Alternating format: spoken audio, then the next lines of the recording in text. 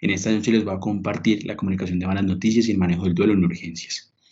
Y este es mi itinerario, quería mostrarles y hablaremos un poco de la historia de conceptos básicos, responder si realmente dar una mala noticia en urgencias es un reto y por qué, hablar un poco de la educación médica en Latinoamérica, qué es el duelo, qué es una mala noticia, ¿sí? Dar la diferencia y entender que hay un duelo normal, fisiológico y un duelo patológico, hablar sobre los primeros pasos del abordaje, los diferentes protocolos, esas consideraciones a la luz de la evidencia, el famoso entonces que con qué nos quedamos, el abordaje del duelo y algunas perlas clínicas terminando con la conclusión. Si bien desde los inicios de la humanidad nosotros tenemos claro que en nuestra ascendencia genética, ¿sí? Los primeros humanos que se encontraban en la Tierra, tanto nosotros como Homo sapiens sapiens, en ese momento el hombre de Cro-Magnon como Homo sapiens, y nuestros hermanos ya extintos del Homo neanderthalis, tenían o habían convivido desde sus orígenes con el duelo, ¿cierto? Con la muerte, con el despedir de sus familiares. Gracias a lo que es la antropología, la sociología y la psicología, si bien no podíamos identificar, porque esa gente ya no estaba, qué pensaban sobre eso, hemos podido encontrar herramientas que nos hacen pensar cómo actuaban esa población. Y ahí las tumbas que hemos encontrado, es una representación de la tumba de Metoto, el primer, o la tumba más antigua que se ha datado de un Homo sapiens, y en contraposición en Ferra Sie, la tumba del Homo neanderthalis, la otra es en Kenia, en Pangaya Saidi, y ustedes pueden ver y se ha documentado cómo en estas culturas, estas tribus, ¿cierto? Tanto de diferentes especies humanas, tenían un respeto frente al duelo, mientras abordaban la muerte de una manera en la cual se encontraba en la forma de excavar estas tumbas, estos cadáveres posicionados de una forma diferente, ¿cierto? Con amalgama, con ciertos sedimentos, con incluso almohadillas de hojas rudimentarias, ¿cierto? Con algunos elementos de casa y algunos objetos personales, y daban a entender que ellos consideraban esto como un ritual y daban esa proporción, esa confrontación y esa manera de expresar su duelo mediante estos rituales. Nos hacía pensar de cómo ellos afrontaban esto. Subsecuentemente, obvio, durante el transcurso de la humanidad en sus diferentes edades históricas, tanto la edad de piedra, la edad de bronce, la edad eh, del hierro, ¿cierto? La época de la Edad Media, el Renacimiento, la Edad Industrial y actualmente en nuestra Edad Moderna, algunos autores llamados también la Edad Atómica, hemos tenido y hemos convivido con la muerte y con el duelo en diferentes culturas, siendo dado también por las diferentes guerras que hemos tenido. Pero entonces es interesante ver cómo en la humanidad y desde los principios de la humanidad hemos tenido relación con lo mismo. Y uno pensaría, bueno, ¿y desde qué punto? Si bien se ha adaptado el Homo erectus, ¿cierto? Y otros homínidos muy antiguos, ellos no se han encontrado en sus tumbas estos rituales como lo han hecho en los primeros humanos, por así decirlo, modernos, pero si bien se ha logrado comparar con primates no humanos, como lo que es chimpancé, primates no humanos modernos, y se han encontrado ciertos comportamientos frente al duelo. Entonces los chimpancés se han visto que si bien no tienen un lenguaje bien estructurado, pueden mostrar acicalamiento, apegamiento hacia el cadáver, incluso comportamientos objetivos frente a esto.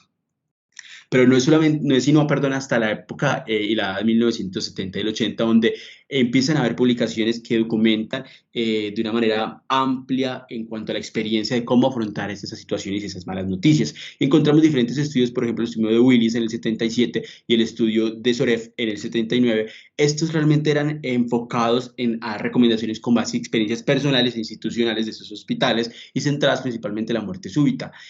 No es sino hasta que llega Robert Buckman. Este señor es un médico inglés que emigró a Canadá, él hizo prácticamente toda su vida en Canadá, es un referente, fue un referente porque ya murió en cuanto al inicio de dar malas noticias, y tiene muchísimas publicaciones y fue el que originó el método o el protocolo Spikes, ¿cierto? Es importante porque en esta época, en el 84, nos habla de su experiencia tanto como estudiante, ¿sí? Como especialista y como paciente. Y nos decía un ejemplo muy claro de que conocía médicos que tenían una forma excelente de dar una mala noticia, pero que a la hora de mirar bien esos médicos, la mayoría no enseñaban a cómo dar una mala noticia, no tenían ese espacio de enseñanza y se perdía cómo las nuevas recambio generacional de esa población de nuevos médicos entraban a ejercer sin esos conocimientos básicos y cómo era la falencia de esos programas, esos pensum en los Estados Unidos, en Canadá y en todo el mundo occidental en cuanto a abordar esa temática de la mala, de cómo afrontar y cómo dar una mala noticia. Y obviamente eso nos trajo a abrir la puerta a un mundo nuevo en cuanto a los estudios y al abordaje de estos pacientes. Pero antes de empezar a saber cómo debo abordar, yo quiero llevar a la mesa ciertos conceptos básicos. Y si bien dar malas noticias en la práctica clínica es algo común, ¿cierto? Todos los días nosotros nos enfrentamos a dar una mala noticia, somos médicos, estamos con pacientes. Y mucho más en urgencias, no deja de ser una labor complicada, ¿cierto? Hay ciertas habilidades que tenemos que desarrollar, ¿cierto? Entre ellas guiadas en la empatía, en la beneficencia y los principios de la bioética. Hay enseñanzas que debemos pautar y tener claro que nuestra formación como médicos y como especialistas es deficitaria al respecto y debemos cambiar eso, ¿sí? Tratar de enseñar para abordar mejor a esos pacientes. Aunque hayan pautas y protocolos para reducir ese impacto negativo de esa mala noticia, tenemos que tener claro que es una guía y que obviamente no hay uno que sea superior a otro demostrado por la literatura. Entonces, ¿por qué es importante? Y yo sí les voy a responder esto con una simple frase. ¿Por qué es importante? Porque yo quiero impactar en que esa mala noticia tenga el menor desenlace negativo posible en ese paciente. Independientemente de la manera como llegue, quiero que ese paciente se lleve una mala noticia, pero que esa mala noticia no lo afecte de la peor manera. Entonces, a la hora de abordar esta temática en urgencias, uno se hace una pregunta: ¿será que dar una mala noticia en urgencias es un reto? Y realmente sí, sí es un reto. Se sabe que dar una mala noticia es una de las actividades más estresantes e incómodas para nuestro personal médico, ¿cierto? Y muchos eventos en el servicio de urgencias se reciben como una mala noticia, tanto un diagnóstico, la muerte de un paciente, la necesidad de un estudio invasivo o no, la necesidad de estratificarlo o no, el pronóstico, el seguimiento o la evolución diaria de este paciente puede representar para esos familiares o el mismo paciente una mala noticia. Y se sabe que entre el 15 y el 21% de las defunciones hospitalarias ocurren en el servicio de urgencias, con una tasa calculada de mortalidad entre el 0,1 y el 0,7%, que a nivel global, pues si uno suma a todos los pacientes, se da cuenta que realmente es bastante. Entonces se puede decir que sí son frecuentes las malas noticias y hay escasa preparación formal que recibe el personal sanitario. En cuanto a este personal, puede afectar esa mala noticia, tanto el paciente y el familiar, en cuanto a poder desarrollar un duelo patológico, que vamos a hablar más adelante, qué es eso, ¿cierto? Pero también puede afectar, perdón, a nuestro personal sanitario, o sea, a los médicos, ¿cierto? En qué condiciones podemos frustrarnos, puede ser una carga emocional muy fuerte para uno, entre otras condiciones que hacen que sea difícil abordar esta temática. Ahora vamos a enfocarnos un poco en cómo está América Latina y nuestra región, ¿cierto? Cómo está la enseñanza de nuestra región. Y ese es un artículo peruano, ¿sí? Publicado en el 2017, de característica transversal sí, observacional y descriptivo. Y lo que nos habla era que querían caracterizar esos residentes y saber cómo ellos afrontaban las malas noticias en urgencias. Lo que se hizo fueron 19 residentes, el hospital que se llama el Hospital Arzobispo Loaiza, uno de los hospitales públicos más importantes de Perú, ubicado en la ciudad de Lima, ¿cierto? Y les preguntaron en cuanto a los sentimientos propios que enfrentaban a dar una mala noticia, encontrando que cerca del 70%, o sea, el 68,4%, mencionaba frustración y el 15,8% temor. Mientras las barreras que percibía el residente al dar una mala noticia, se encontraba una falsa expectativa del paciente y el familiar, casi el 70%, el 66,7%, y una falta del espacio adecuado, que es muy importante caracterizarlo y destacarlo, que es el 53% de los mismos. En cuanto a qué espacio físico utilizaba para dar la mala noticia, miren que más del 60%, no, sí, hablaban de que no era en un lugar adecuado, un 47,4% solo en el pasillo, un 15,8% solo al lado de la cama del paciente y un 15,8% solo en la sala de hospitalización.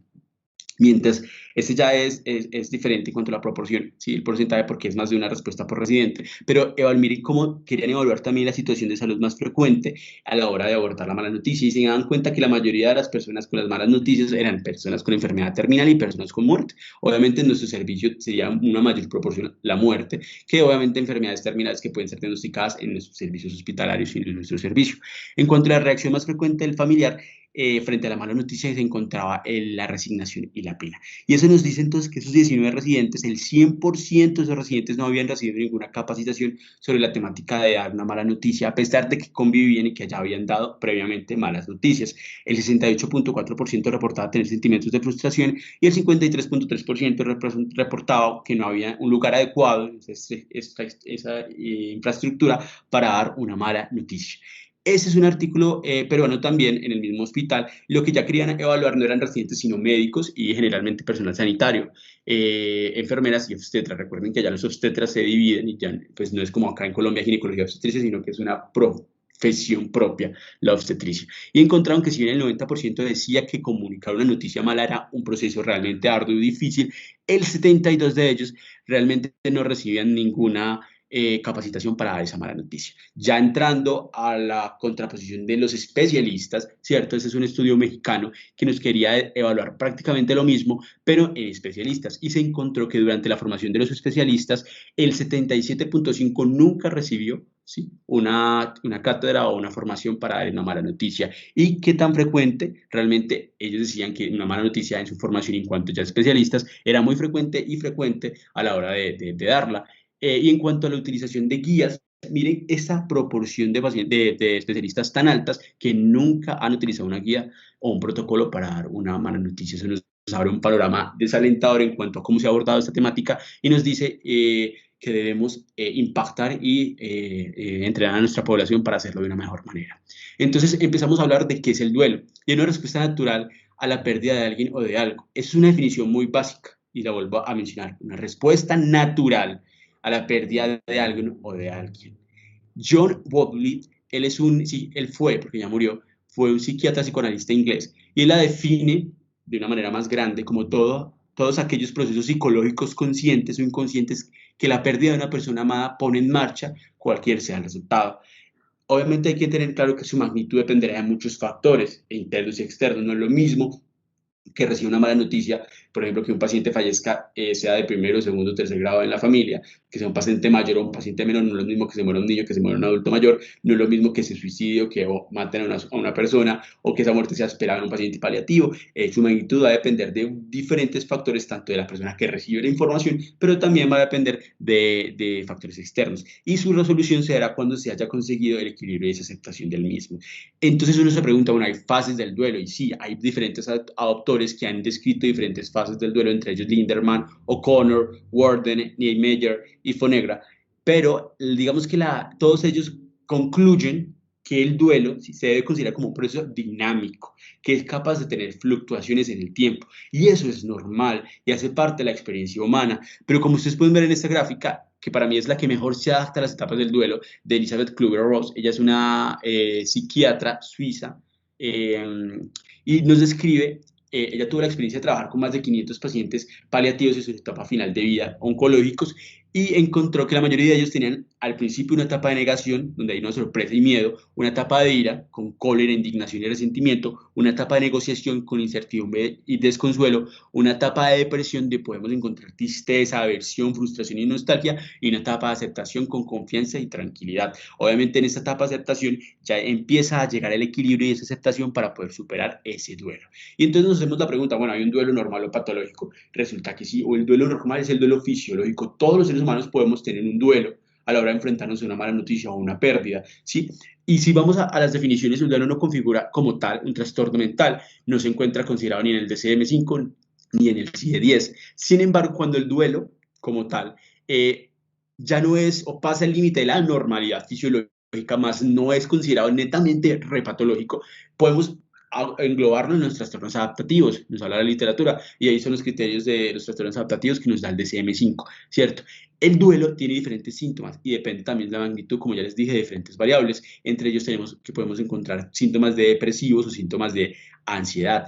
Podemos encontrar tristeza, irritabilidad, llanto, pensamientos centrados en esa pérdida, entre una gran variedad de síntomas que ya se han descrito en la literatura. Pero la característica de un duelo normal es que no se encuentra una alteración en la función de la persona. Ese ABC social está conservado. Generalmente dura menos de 6 meses a un año. A contraposición, las conductas que son desadaptativas me configuran un duelo patológico. ¿Qué quiero decir? De que ese a veces se pierde, estas son tan desadaptativas que se desborda sintomáticamente ese paciente, ¿sí? Y no logra un avance en cuanto a su duelo, como lo veías en las etapas del duelo. Y ese duelo desadaptativo, que se considera ya patológico, se puede diferenciar en un duelo crónico cuando dura más de un año, un duelo retrasado, que generalmente el momento de la noticia no me va a generar una emoción o una carga emocional o un sintomatología tan severa como lo es luego, y puede ser porque no haya tenido una red de apoyo adecuada, un duelo exageradamente o se denomina exagerado, exageradamente desproporcionado, en los cuales ahí ya habría que interactuar de modo psicofarmacológico y con el apoyo del grupo de salud mental, ¿cierto? Porque al ser tan exagerados es demasiado sintomático. Y el duelo enmascarado, que en el cual uno tiene síntomas de ese duelo, pero uno no logra describir que esos síntomas sean por esa pérdida. Obviamente el DSM ya logra tener consideraciones en cuanto al diagnóstico cuando hay un duelo patológico en el contexto del trastorno del duelo complejo persistente. No voy a englobar mucho esto porque es temática de salud mental, sin embargo era para que tengamos claro que existe. Y claro, hay factores de vulnerabilidad para desarrollar un duelo patológico. Miren, este autor Asinas nos habla de circunstancias específicas de la muerte, muertes súbitas, ¿cierto? Muertes inciertas, muertes múltiples, las relaciones o vínculos con el fallecido, el parentesco, o hay una relación complicada. Yo tenía una pelea con un paciente, perdón, con un familiar, y el familiar murió y nunca pude resolver ese problema y quedé con esa tristeza y esa frustración de no haber resuelto ese problema. La necesidad y dependencia con el fallecido, por ejemplo, el sostén de la familia, ¿cierto? El padre de familia, convivencia con el fallecido, pérdidas acumuladas, previas, ¿cierto? El duelos o antecedente incluso de ciertas entidades, por ejemplo, los trastornos de la personalidad, como los son los dependientes o los limítrofes, o ya antecedentes de patologías psiquiátricas, como los trastornos depresivos, que me van a exacerbar, o dependiendo, puede que el duelo me haga exacerbar esa patología de base, o la patología de base haga que el duelo se presente de una manera más severa. Y obviamente que la familia del apoyo social como tal una ausencia de una red, un desempleo bajo nivel socioeconómico y separación del grupo religioso. Si bien hay factores que no son modificables, hay factores que sí son modificables. Y entre ellos tenemos que cómo dar la noticia de esa pérdida a la persona, que es un factor importante y que se puede modificar y depende de uno como profesional sanitario, saber tener las mejores herramientas para decirla de una mejor manera, así de la mejor forma posible. Y entonces llegamos a la pregunta de qué es una mala noticia.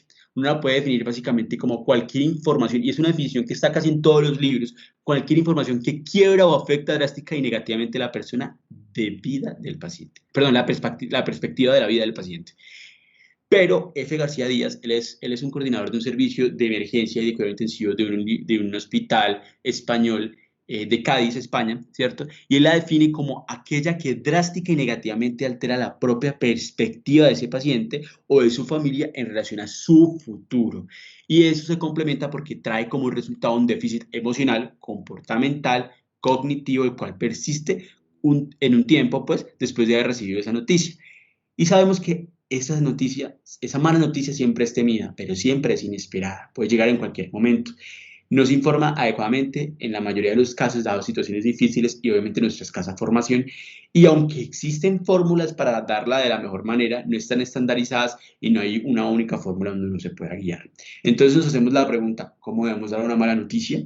Y resulta que empezamos con los primeros pasos para uno tener un concepto claro de qué yo quiero llegar a tener a la hora de abordar a estos pacientes. Y la literatura en esta referencia nos muestra 4 condiciones básicas antes de dar una mala noticia. Por ejemplo, la primera, contar con una evaluación completa y fidedigna de la gravedad del pronóstico de la enfermedad. Yo debo saber qué tiene el paciente, cuál es la enfermedad, debo saber por qué llegó el paciente, cuál fue la evolución del paciente, por qué falleció o entró en paro. O sea, saber lo más posible de ese paciente a la hora de yo evaluar y decirle la noticia tanto al paciente o al familiar si llega a fallecer el paciente y tener toda esa información necesaria para poder darle un mejor detalladamente de ciertos ítems y lo que el paciente o el familiar vaya preguntando. Obviamente también tener presente la idiosincrasia de cada paciente es diferente, actúa diferente, reacciona diferente, piensa diferente. Buscar el apoyo de un familiar puede ser fundamental, ¿sí? No para brindar como tal una esperanza en cuanto a mentir de su pronóstico, sino para que sea un apoyo emocional, un apoyo en cuanto al momento de decir esa mala noticia. Y obviamente valorar siempre la relación médico-paciente, que debe ser una de las más cercanas y de lo mejor posible. Y ya teniendo sus primeros pasos, encontramos 4 objetivos también, y son unos objetivos claros que están en todos los protocolos y que van a buscar algo y que buscan que la información sea lo más clara y precisa. Siempre hablen de una manera sencilla, clara, que el paciente entienda independientemente, obviamente ajustado según el contexto cultural, social, económico y educativo del paciente. Identificar si hay deseos de persuadir al paciente, o sea, de adaptar recomendaciones que uno le pueda dar, minimizar el estrés del paciente y promover su satisfacción. Lo ideal es que el paciente tenga el menor desenlace negativo posible y el mayor desenlace positivo posible. Minimizar el disconfort de esa persona de salud en cuanto a nuestra población, que no sea tan difícil para nosotros dar una mala noticia. Y llegamos que aunque existen varias guías, ninguna está estandarizada, ¿sí?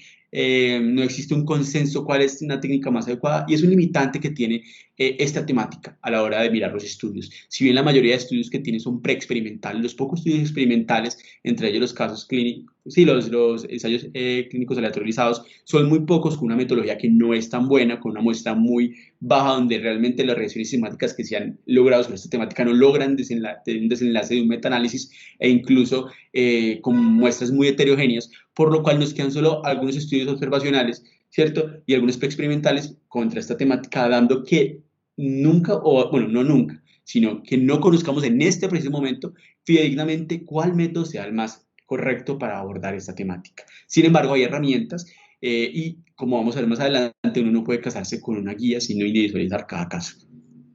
Entonces comenzamos con los protocolos. El protocolo Spikes, con su nomenclatura en español EPICE, ¿cierto? Fue creado por este señor Bookman, como yo les comentaba, este inglés que fue a Canadá, ¿sí? Y es el protocolo más estandarizado, el mayor conocido y con el mayor apoyo literario. Resulta que como Bookman trabajaba en la parte oncológica, tuvo una experiencia muy grande con estos pacientes y logró desarrollar este protocolo que fue validado para esta población oncológica, ¿sí? Aunque también se ha sido aplicado en otros escenarios. Ahorita vamos a hablar un poco sobre el Spike-D. Pero lo que quiere hablar el Spike, ¿cierto? Que fue creado en el 93, actualizado en el 2005, es diferentes ítems, entre ellos el entorno, la percepción, el conocimiento, emoción y estrategia, es donde más me voy a enfatizar, ¿cierto? Que es el, digamos, más conocido. En cuanto al entorno, yo tengo que preparar, ¿sí? Prepararme, ¿sí?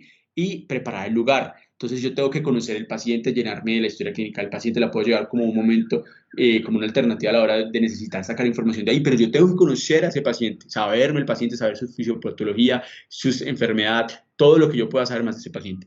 Idealmente buscar un lugar privado, no den malas noticias en pasillos o en salas de espera, no es el lugar ideal, una idea. Idealmente, valga la redundancia, buscar un espacio que sea obviamente seguro, que sea confortable, que sea íntimo, donde haya privacidad, donde pueda tener una mejor relación médico-paciente y poder abordar esta temática, ¿cierto? Otra cosa es el apoyo personal, si bien puedo buscar un familiar que acompañe al paciente o en el caso de que sea un fallecimiento, un amigo o otro familiar que pueda darle soporte al paciente perdón, o al familiar que le voy a dar esa información y conocer el estado emocional del paciente para saber cuándo voy a decir esa noticia, porque no es lo mismo llegar y decir una noticia a un paciente a una persona que llega súper asustada, conmocionada porque hubo una colisión y su mamá está entrando a la sala de emergencias y sabemos que entró y no tenía signos vitales, pues yo tengo que esperar que ese estado emocional cambie para saber en qué momento yo puedo iniciar estos pasos. En cuanto a la percepción, entonces yo quiero saber el conocimiento que posee el paciente en cuanto a su enfermedad o el familiar en cuanto a lo que sepa del paciente en mención. Y podemos hacer ciertas preguntas abiertas, ¿sí? Yo quiero saber qué sabe, puedo decirle, qué sabes de la enfermedad, don Pedro, qué te han dicho de esta enfermedad, para ti qué significa haber perdido tanto peso en esos días, ¿sí? ¿Cómo puedes describir o qué significado le das a tu dolor abdominal? Todo lo que yo pueda preguntar en cuanto a preguntas superficiales, de lo superficial a lo profundo, para ir metiéndome y saber qué tanto el paciente sabe y lograr llegar a determinar qué necesita el paciente saber, qué quiere el paciente saber y yo qué quiero darle a entender o mencionarle al paciente. Y es importante que no paremos a los pacientes y ni paremos esa conversación, dejar que la conversación fluya como tal, ¿cierto? En cuanto a la invitación, es el paso en el que yo tengo que invitar al paciente a saber sobre la información que le voy a dar. Entonces yo puedo dar preguntas como, don Pedro, ¿le parece si podemos hablar de su enfermedad? ¿Le gustaría que yo empiece a hablar de su enfermedad o que conversemos al respecto de qué ha pasado o qué resultados han salido? O quiere que hable con su familiar mejor de su enfermedad. Y obviamente hay que tener un equilibrio en cuanto a la información que vamos a dar, como decían, en una adagio popular, ni mucho que queme al santo, ni poco que no lo alumbre. Uno tiene que tener un equilibrio en esa información, de ser certera, ¿sí? Y podemos hacer ciertas preguntas a la hora, como ya les dije, de abordar esa temática, pero tenemos que tener claro que podemos encontrar el rechazo. Y el paciente, como tiene derecho también de saber su información, tiene derecho a rechazarla. No podemos romper la relación simplemente, digamos, claro, don Pedro, si usted lo quiere saber en este momento, siempre va a estar la oportunidad y va a estar aquí, estaremos acá para la información si usted quiere que se la brindemos. Entramos entonces en el conocimiento, ¿sí? Que es la entrega de la información, es el momento en que yo le dé la información y donde el lenguaje tiene que ser diferente. Obviamente la expresión verbal y no verbal debe ser muy asemejada a lo que yo quiera, ¿cierto? Tienen que ser iguales, tengo que mantenerme sereno, tranquilo, ¿sí? Idealmente se recomienda sentarse, dar la información sentada, mirar al paciente o al familiar, no tener relojes o no mirar relojes, tener un espacio donde no tenga distractores, ¿cierto? Apagar los celulares y tener ese tiempo y ese espacio para poder comenzar con el paciente, donde obviamente debo definir, según lo que yo ya he rescatado de lo que me ha dicho el paciente, el nivel contextual, ¿cierto? O sea, el nivel educativo del paciente para hora de hablar. Obviamente dictando jerga médica y esa terminología médica que solo lo entendemos nosotros, a no ser de que obviamente el paciente o el familiar sea pues médico, pues ahí sí podemos hablar con esa terminología. Y en cuanto a las emociones, tenemos las respuestas, reacciones emocionales y hay tipos de reacciones. Cuando yo veo la noticia, cualquier ser humano, después de una noticia negativa, ¿sí? Una mala noticia va a reaccionar con un estado emocional alterado. Y ahí depende de varios estados. Un estado en que sube una expansión emocional, pero luego baja un estado basal. Otro estado que se expande demasiado, donde tenemos que intervenir de una manera psicoterapéutica y con el apoyo de los profesionales de salud mental. Y un estado tan exagerado que ya se vuelve una emergencia comportamental, que tengo que tener claro a la hora de activar el código verde, ¿cierto? Porque puedo tener la contención verbal o farmacológica de esos estados y donde debo evaluar también la seguridad. En cuanto a las estrategias futuras, hay como tal y resumen el plan del tratamiento. Acá lo que yo voy a evaluar y lo que puedo decir es, bueno, don Pedro, según lo que yo le he dicho, yo quiero que usted me diga en sus palabras y me haga un resumen en sus palabras de todo lo que yo le he dicho, ¿sí? O que entendió con sus palabras. Y uno tiene que tener certeza de que se dio a entender y que ese paciente salió, ¿cierto? Con una visión un poco global, ¿cierto? Pero entendiendo su patología de base o qué pasó, digamos, del paciente que ya falleció, sus familiares sepan con certeza de que el paciente falleció. Otra cosa importante en cuanto a la mención en el ítem de conocimientos es que a la hora de abordar un paciente que haya fallecido, lo ideal es iniciar con una frase empática. Por ejemplo, lamento informarle, ¿sí? No quería decirle esto, pero, ¿sí? Lastimosamente. Y a la hora porque ese lenguaje empático hace un vínculo, ¿sí? En el paciente y logra como aterrizarlo y saber que próximamente va a venir una noticia mala. A la hora de abordar el fallecimiento, lo ideal es decir, obviamente, el nombre del paciente, nunca referirnos como paciente, Julanito, el cadáver, no, el nombre, don Pedro, o bueno, el señor Pedro, ¿cierto? Y obviamente, si se murió, decir, el paciente falleció, el paciente se murió. No decir, se fue al cielo, está con la Virgen María, entre otras condiciones de la jerga común, ¿sí? Ser lo más concreto posible. A la hora entonces de abordar si este spike se puede utilizar en otra población, hay que tener en cuenta que hay diferentes poblaciones, ¿cierto? Y se ha extrapolado su uso en otros contextos, pero por ejemplo, este artículo brasileño nos da la modificación del spike D y fue publicado por Vanessa Gilfoni de Medeiros, Nunes Pinheiros Peixoto, es una brasileña que estudió su uso para dar un diagnóstico de demencia, o sea, cómo le digo a los pacientes con demencia. Se dio cuenta que la prospección, la introspección, el juicio y el raciocinio están comprometidos en estos pacientes dependiendo obviamente de la evolución temporal de su enfermedad y la memoria episódica. Y vio que había que ajustar este protocolo para dar la mejor noticia y la mejor forma a estos pacientes, por lo cual le ha ido muy bien con esta adaptación. Otros protocolos como el protocolo ABCD creado por Robb y McPhail buscaba trascender más allá de la tarea informativa, más que informar, es enfatizar las consecuencias que genera la información del paciente. Otros como el BRICS, ¿sí? Que se basa es un speech modificado y pretende hacer más fácil y simple el proceso comunicativo de los profesionales. No me voy a ondear mucho en estos ítems, pero ahí están para poder leer el paso a paso de cada uno de ellos. Hay protocolos como el Peter, ¿sí? Y el de los tres pasos que son más cortos y por su simplicidad y efectividad se han propuesto más para urgencias, ¿cierto? Por ejemplo, el Peter nos habla de preparación profesional física, psicológica y espiritual, el que saber y siente el paciente, el previa advertencia, dar la noticia, el lenguaje y tiempos adecuados, respuesta a la emoción, reorganizar y planificar los siguientes pasos. Y el de los tres pasos, que es el más básico de todos y el más simple, más fácil de recordar, es fácil. Preparación, prepare usted y prepare el ambiente. Entrega la noticia, como yo digo la noticia, qué quiere saber mi paciente, qué quiere saber el familiar, cómo entrego la noticia y el ofrecimiento de apoyo. Luego de la noticia, yo qué tengo que hacer para que pues tenga menor impacto posible. Otros como el de Grading y la estrategia de 10 pasos o 10 etapas de McGuigan se han enfatizado más a población de enfermería. Y entonces ustedes ven que hay diferentes estrategias y protocolos, entre ellos, por ejemplo, también el objetivo cerca que faltó explorar un poco, pero a la hora de saber cuál es mejor que otro, la literatura pues no nos muestra y no hay estudios suficientes para pues, extrapolar que cuál uno u otro sea mejor. Sin embargo, podemos quedarnos con el Spikes, uno de los más utilizados y más aprendidos y donde más estudios hay, ¿sí?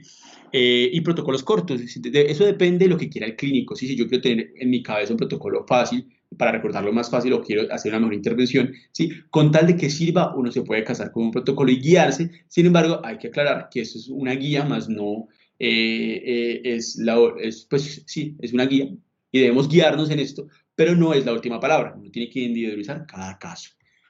Entonces, como les decía, independientemente del protocolo, lo que van a buscar es estas cosas, ¿cierto?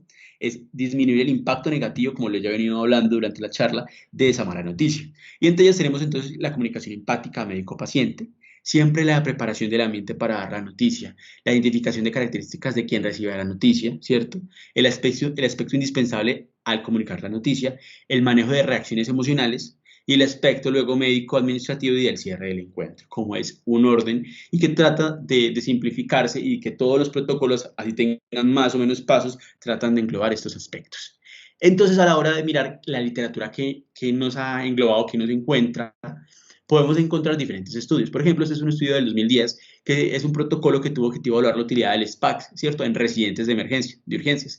Ellos utilizaron un esquema prospectivo observacional, un estudio prospectivo observacional, eh, descriptivo y, perdón, analítico, y lo que encontraron fue que de 14 residentes, ellos los sometieron a 5 horas de entrenamiento de diferentes ítems, de lectura, videos, entrenamiento del Spikes, ¿cierto? Y luego de esas 5 horas se les pidió que simularan, ¿cierto?, dar una mala noticia del fallecimiento de un paciente en un ambiente simulado, ¿sí? Y los acompañaba un grupo multidisciplinario, ahorita también vamos a hablar de ese grupo multidisciplinario, pero era comprendido por enfermeras, personal de trabajo social, capellanes de urgencias, personas reales que simulaban en ese momento lo que hacían en la vida cotidiana, en ese equipo de respuestas. Y lo que se encontró con se evaluó mediante instrumentos de autoinforme y lista de cotejo de actividades, ¿sí? Se calificó como útil el entrenamiento y ellos decían a los residentes que el entrenamiento más útil realmente fue el taller, ¿sí? Haber hecho esa dinámica de emplear eso, lo aprendido en el taller simulado.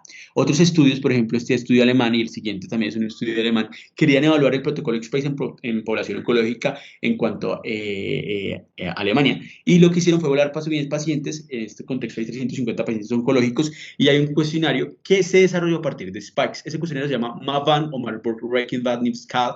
Es un cuestionario que quiere o que se saca con ítems de Spike, ¿cierto? Y lo que busca es mirar si esa intervención realmente sirve o no. O sea, si los pacientes están de acuerdo o el grado de satisfacción que tienen frente a el abordaje de la mala noticia que se les dio con los diferentes índices pues, del Spike, ¿cierto? Y lo que se encontró es que el 46.2% de los pacientes oncológicos decían que estaban satisfechos, pero miren que más del 50% dijo que no, ¿cierto? Y eso es importante. Probablemente la calidad global se relaciona significativamente con el estado emocional tras recibir una mala noticia. Miren cómo esa P es estadísticamente significativa, menos 0.001, ¿cierto? Y esa preferencia de los pacientes hablaba de una diferencia significativa a la hora de abordarlo, ¿cierto? O sea, nos hablaba y nos está diciendo probablemente hay que individualizar cada paciente, ¿cierto? Porque esa calidad global se ve afectada por diferentes variables. Entonces nos dicen, bueno, el protocolo de Spikes no satisface realmente a esos pacientes porque los que les dio esta información fueron pacientes, fueron médicos, perdón, o profesional sanitario entrenado con el protocolo de Spikes. Y nos da a entender que probablemente requiramos otras estrategias a la hora de abordar a esos pacientes. Esa diferencia altamente significativa entre las preferencias de los pacientes y la entrega puede haber sido lo que llamara la atención. O sea, utilizar esa herramienta sirve, pero podemos individualizar a cada paciente. Este estudio también alemán utilizó la misma escala, ¿cierto? Y aunque fueron 336 pacientes, menos pacientes, lo que encontró en la implicación en la práctica fue que si bien el SPIKE pudo marcar y puede ser óptimo a la hora de utilizarlo en cuanto al abordaje de los pacientes de mala noticia, parece ser más importante enfatizar la preferencia individuales más allá de utilizar esos 6 pasos de Spikes. O sea, podemos utilizar las dos cosas, pero parece que si usted individualiza el caso, le va mejor o se sienten más contentos a la hora de tomar, de recibir esa mala noticia. Este estudio, ¿sí? Es un estudio control aleatorizado, ¿cierto? Un ensayo clínico controlado aleatorizado, donde quería comparar un grupo de intervención y un grupo de estudiantes. El grupo de intervención y estudiantes cogieron estudiantes y residentes y teníamos, ambos tenían un grupo de intervención y un grupo de control. Y la intervención era que los preparaban, ¿sí? Con un protocolo. Más que el protocolo, les enseñaban, ¿sí? Ciertas características y ciertos ítems para abordar y la toma de decisión y al momento de decir una mala noticia. Pero ese entrenamiento iba incorporado con historias y preferencias de los pacientes, o sea, lo que habíamos visto anteriormente. Individualizaban a cada paciente y que se encontró que a los estudiantes, ¿cierto? Les fue mejor en comparado con el grupo de control de ellos mismos que no recibieron esa, esa, sí, ese protocolo, más que el protocolo, esa enseñanza, eh, sí, la enseñanza, y obviamente eso se vio con una P estadísticamente significativa de 0.07. Se vieron otros ítems, ¿cierto? En cuanto a la atención de la respuesta a los pacientes, de la mala noticia y el abordaje de los sentimientos con P significativas. O sea, les fue mejor. Y en cuanto a los residentes del grupo de intervención, mejoraron significativamente respecto con los del grupo de control, ¿cierto? Con una P estadísticamente significativa. Y si bien la comunicación relacionada con las emociones, la determinación de la disposición del paciente para apreciar después de la mala noticia las preferencias de la comunicación son con P estadísticamente significativas, no son por debajo de 0.001, pero sí son por debajo de 0.05. Los otros ítems más abajo, como lo que es la escucha activa y el abordaje de los sentimientos y el rendimiento global de la entrevista, pues presentó una P mejor estadísticamente significativa, o sea, un error alfa mucho más bajo. En cuanto a las revisiones sistemáticas, les traigo a colación dos revisiones sistemáticas que no lograron llegar a metaanálisis. Realmente no pude encontrar un metaanálisis que abordara esta temática y más aún en ambiente de urgencias. Y lo que encontramos, por ejemplo, ellos querían evaluar estudios que evaluaban la implementación del SPIKES, ¿cierto? Y lo que encontraron, ¿cierto? Fue que estaban muy sesgados, ¿cierto? A diferencia de utilizar diferentes herramientas, perdón, estadísticas, incluso la herramienta de Cochrane para riesgo de sesgos, debido a la heterogeneidad tan marcada de esas intervenciones y esos resultados, no se puede hacer un metaanálisis. Y en su lugar ellos optaron por utilizar una síntesis narrativa con la información proporcionada en esas tablas para resumir esos hallazgos. Obviamente no lo ideal, ¿cierto? Uno no debería hacer eso, pero no hubo forma de lograr obtener información estadísticamente equiparable para formar un metaanálisis. Y de esos 628 estudios que seleccionaron, apenas solo 37 fueron publicaciones que se lograron incluir. Bueno, en cuanto a esa conclusión, aunque se demostró que si en el protocolo XPICE se asocia con una mejor satisfacción, resulta que el conocimiento y el rendimiento del alumno, ¿cierto?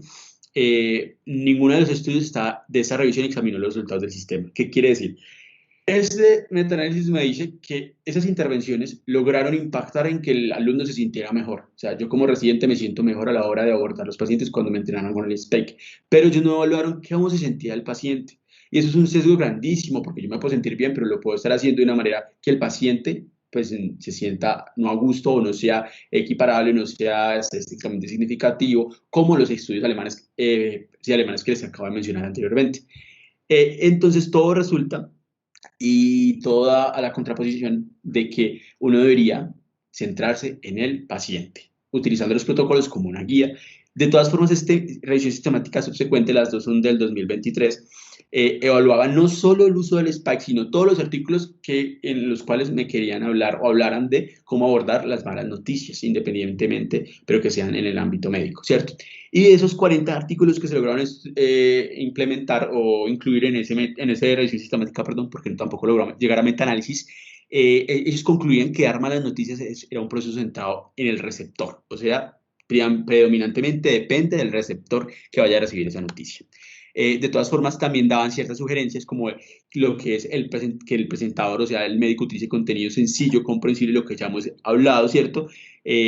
Además, el tiempo y el espacio adecuado son importantes y obviamente los resultados muestran la importancia de prestar suficiente atención a las emociones del destinatario, identificar esa parte y esa carga emocional posterior a esa mala noticia.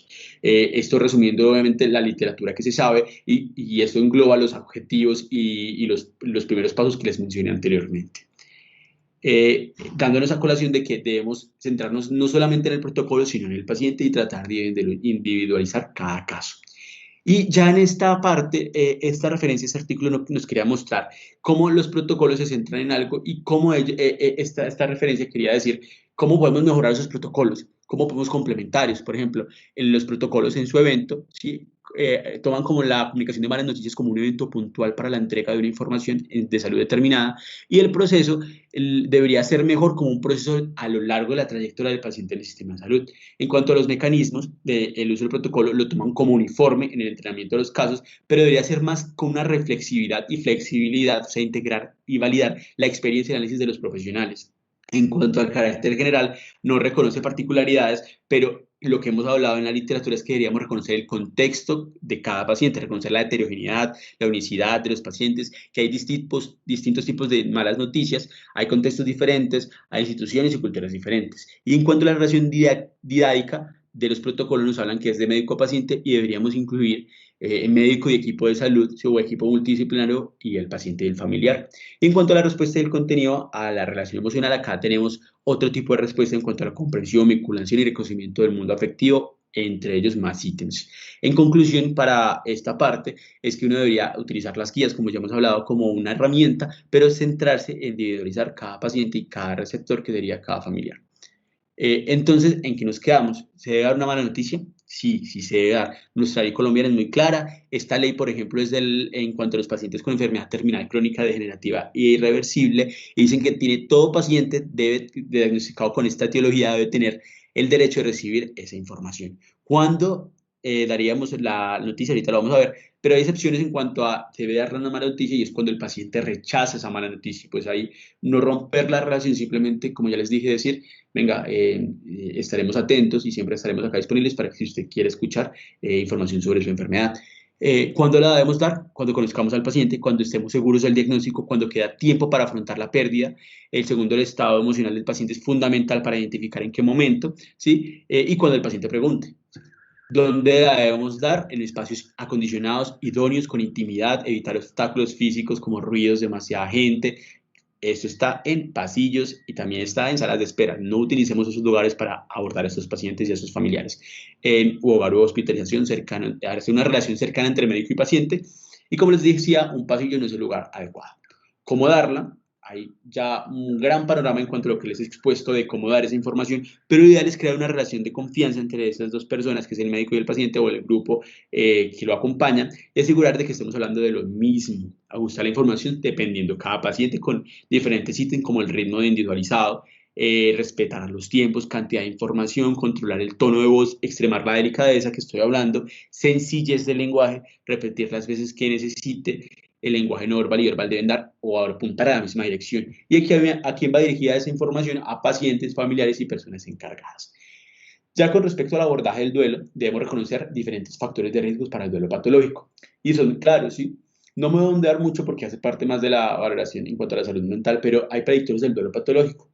Entre ellos, pérdidas múltiples o acumuladas, crisis concurrentes, enfermedades físicas o psiquiátricas previas, entre otras entidades.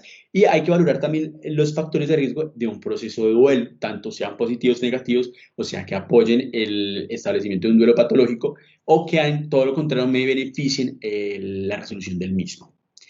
Y esta es una tabla de un consenso, entonces, en los cuales debemos saber qué no hacer y qué hacer. Y realmente esto disminuye de una manera drástica el desarrollo de un duelo patológico. Entonces, en las visitas, lo ideal es que sean breves, pero que sean frecuentes. Despedida del cadáver, sí se debe facilitar la despedida del cadáver a sus familiares, facilitar también la presencia en el entierro, no administrar sedantes, aunque es muy común en los servicios de urgencias, y ya vamos a ver por qué. Facilitar, verbalizar el duelo, que el paciente o el familiar se exprese, pueda hablar, animar a exteriorizar sus sentimientos, explicar la normalidad de los síntomas del duelo, consolar el llanto, provocar hablar de la pérdida, prestar atención de las reacciones tardías, respetar la reacción anticipada, entre otras etiologías e ítems que me van a ayudar a que ese paciente pueda expresarse, pueda tener un duelo más normal, más fisiológico y que me disminuya la probabilidad de que tenga un duelo patológico. Recuerdan, de uno también depende de que esto se dé. En cuanto al abordaje del duelo, entonces tenemos que la mayoría de los síntomas disminuyen sin tratamiento y es verdad y es fisiológico, es algo adaptativo, ¿cierto? Con el paso del tiempo. Y sobre todo si desaparece el estresor.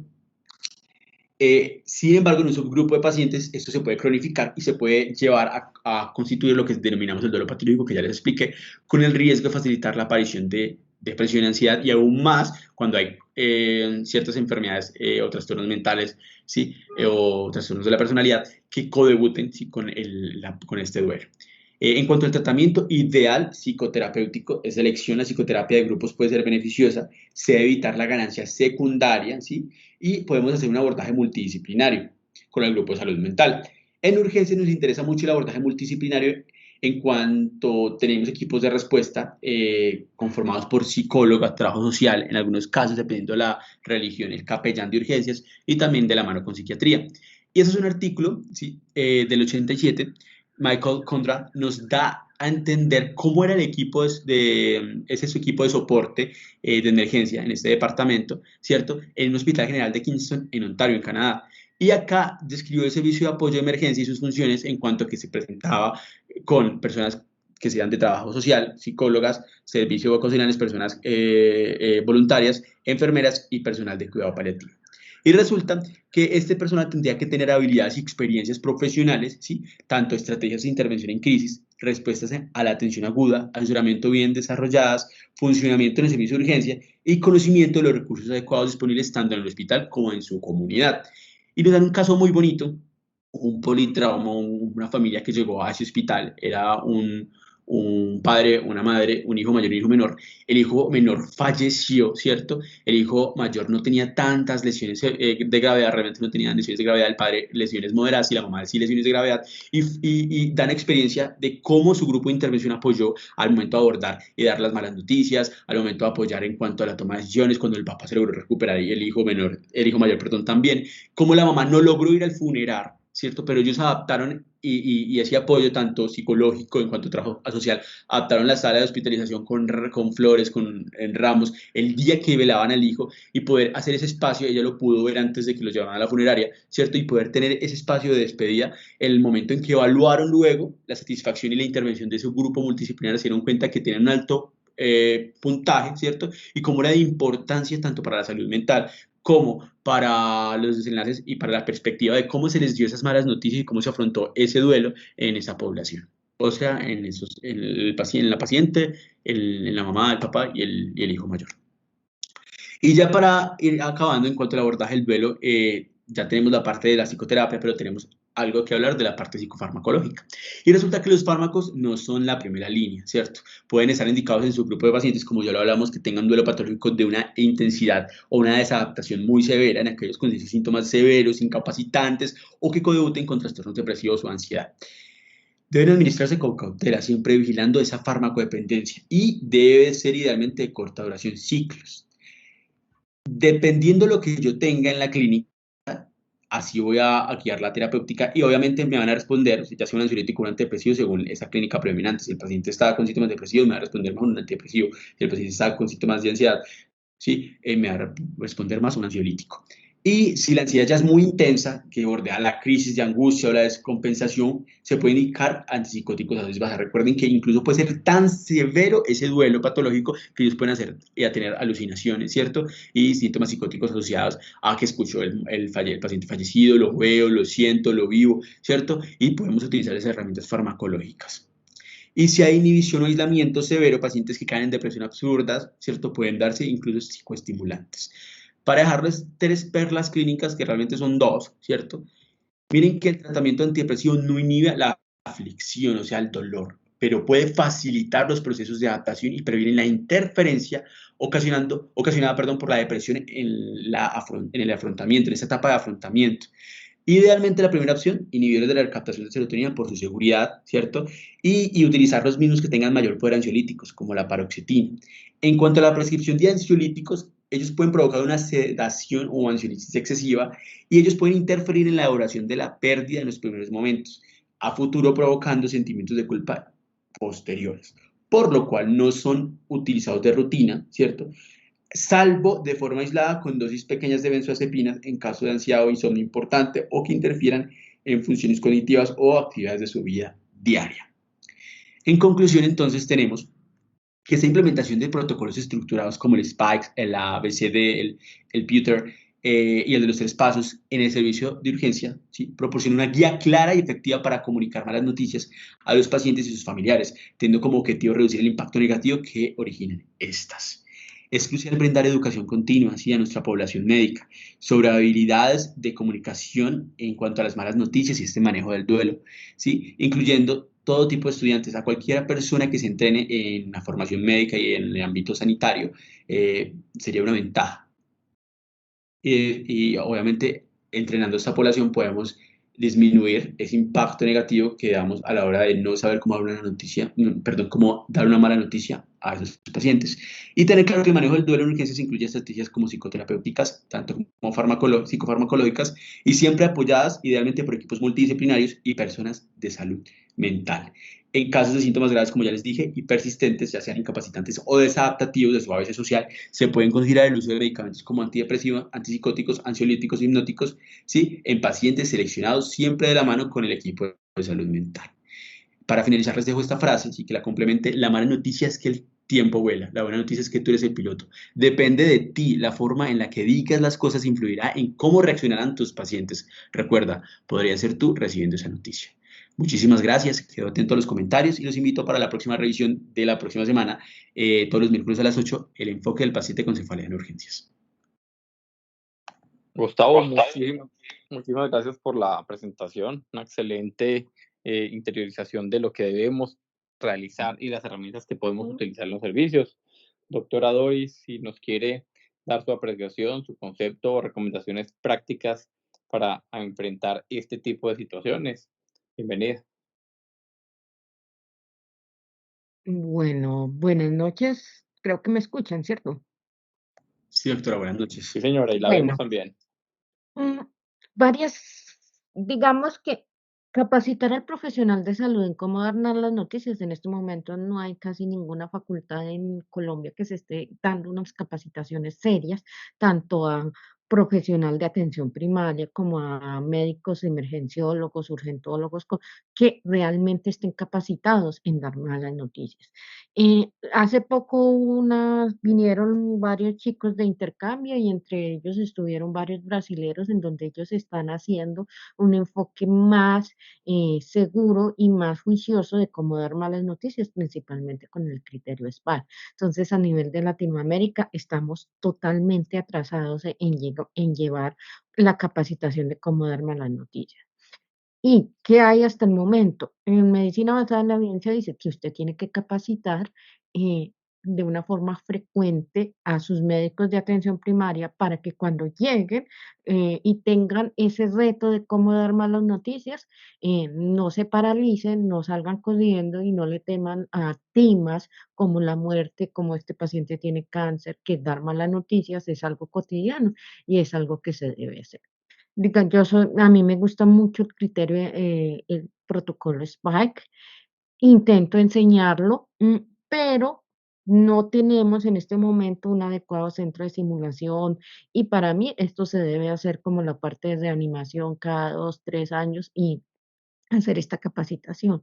De hecho, en clases de cómo dar malas noticias con los estudiantes y ya llevan algunos años de internado, siempre llegamos a la misma conclusión que los cirujanos, los especialistas, supraespecialistas, son los peores dando malas noticias, porque no tenemos la capacidad de hacerla llegar la información al nivel del paciente y esperamos que para él no sea algo personal, sino sea algo de la enfermedad y no tengan como estas reacciones totalmente desbordadas, cosa que el que le duele es al paciente.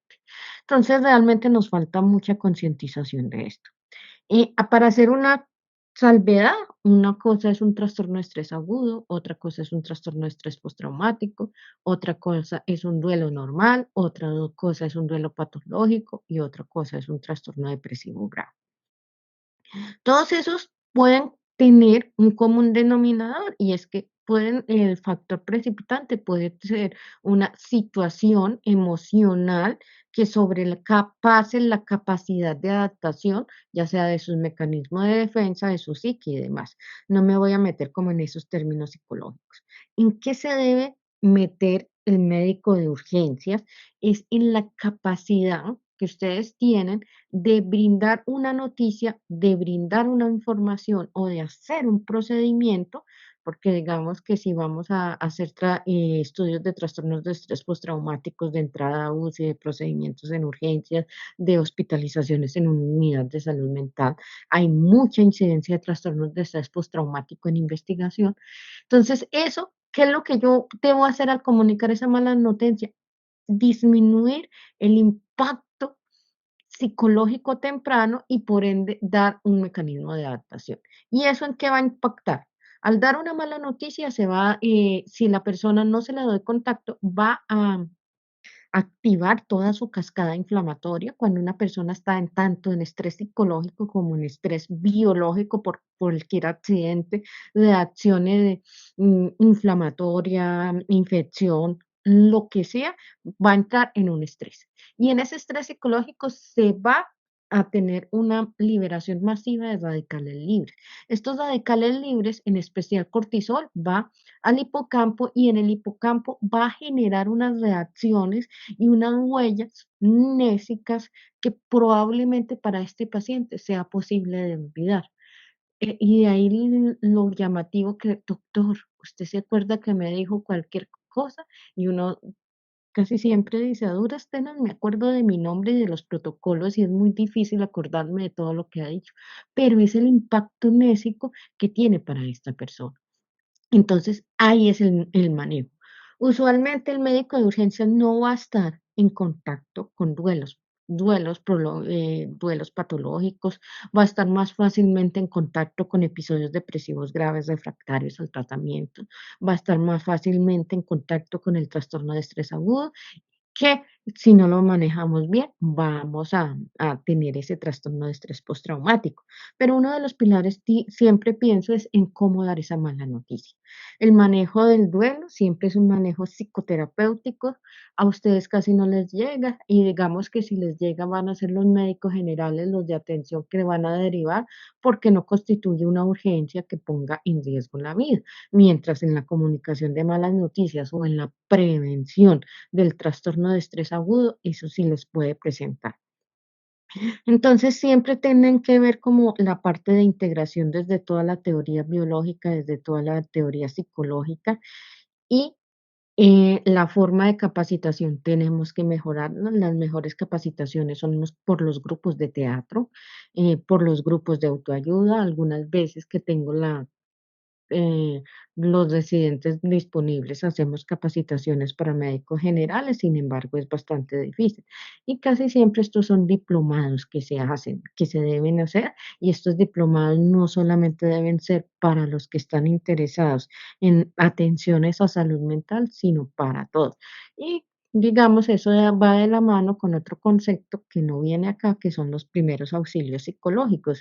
Yo le doy una mala noticia, yo estoy ahí, hay una situación que sobrecarga, ¿cuáles son los primeros auxilios psicológicos? Y aquí la población que más está capacitada para eso es el psicólogo. Y en muchas unidades de salud de tercer, cuarto nivel, siempre hay psicólogos en los servicios de urgencias que facilitan esos primeros auxilios psicológicos y esa adaptación.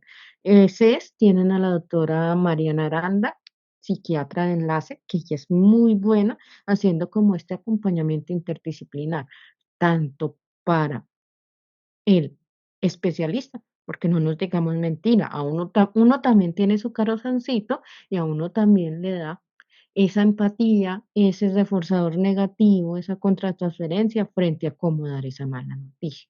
Entonces, esta es una capacitación, chévere que ya han hecho esta intervención, chévere que se haya hecho esta búsqueda de, de bibliografía, pero ahora nos invita a pasar desde la literatura y aprender el arte de la comunicación asertiva y de la comunicación en malas noticias. Entonces, eso era más o menos lo que tenía para decir, completar y demás. Doctora Doris, muchísimas gracias por su apreciación, por sus comentarios. Yo creo que con base en lo que nos dijo el doctor Gustavo y lo que nos completa la doctora Doris, pues este tipo de situaciones sabemos que la vamos a enfrentar. Lo decía la doctora, en algunos escenarios diferentes, en urgencias, hospitalización, UCI, en diferentes unidades donde estén. Recuerden, muchachos, que siempre tenemos que comenzar a empoderar nuestro equipo, porque es que las malas noticias no es solo con esas situaciones críticas, sino también con situaciones sencillas. El hecho de diagnosticar una hipertensión, de diagnosticar una diabetes mellitus, de diagnosticar una fractura a un paciente deportista, en hacerle una diagnóstico de un esguince a un paciente que sobrevive de su actividad física rutinaria, pues es complejo. Y Gustavo hablaba de unas palabras importantes que es la empatía. La empatía que tiene que tener el profesional de salud es fundamental. Con base en esos resultados de empáticos, pues el paciente o los familiares pueden reconocer un poco mejor la condición que los llevó a consultar o a llevarse al servicio de urgencias. Eh, los scores o las tablas que propone el doctor Gustavo son de mucho interés para continuarlas leyendo, repasando, aplicando. Recuerden que no todo el mundo tiene facilidad para dar malas noticias, pero todos tenemos que llegar a ser capaces de darlas. En algún momento de nuestra vida nos tocará hacerlo. Si ustedes van a seguir en los servicios de urgencias y van a ser emergenciólogos, ténganlo por seguro que van a enfrentar cientos o miles de situaciones. Muchos de sus colegas o compañeros de los servicios los van a buscar para dar esa mala noticia y usted tiene que estar en la capacidad para saber enfrentarlo. Empoderen el personal, acompañen el personal. Lo que le decía la doctora, todos tenemos un corazoncito y a muchos de nosotros nos impactan situaciones complejas o críticas que nos tienen que hacer pensar en cómo hubiese sido mejor recibir esa información.